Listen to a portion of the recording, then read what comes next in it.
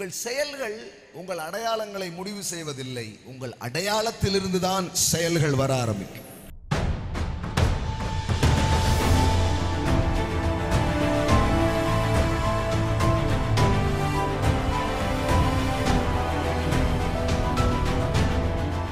நான் எழுந்து என் தகப்பனிடத்திற்கு போய், உங்கள்கிட்ட குற்றங்கள் இருக்கலாம், குறைகள் இருக்கலாம், ஆனா கூட இந்த அப்பா கிட்ட வரணும். ஆமென். இவன் என்ன பண்றான்னா, குற்றம் குறைவு இருந்த உடனே அடையாளத்தை மாத்திட்டான்.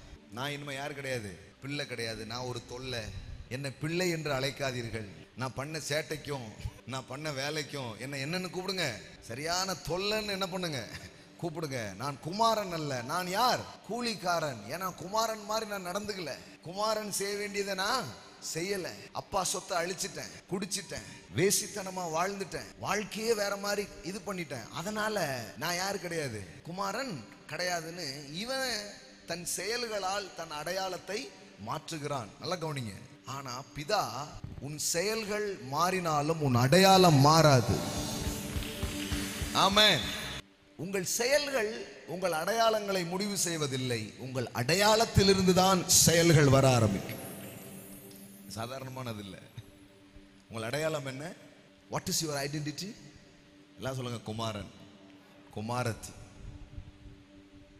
இன்னைக்கு ஒருவேளை குமாரனுக்கான எல்லா செயலும் உங்கள்கிட்ட இல்லாம இருந்தா கூட தேவன் உங்களை எப்படி பார்க்கிறாரு?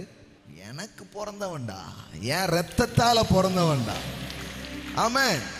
பாவி பாவின்னு சொல்றதுனால யாரும் மாற போறது கிடையாது. மாற்றம் எப்படி வரும்னா, நான் பாவி கிடையாது, நான் யாரு, பிள்ளை. எல்லாம் சொல்லுங்க, பிள்ளை. ஆமென். அடையாளம் மாறணும். அடையாளம் மாறினால் உங்கள் அடிச்சுவடுகள், உங்கள் நடவடிக்கைகள் மாற. ஆமென்.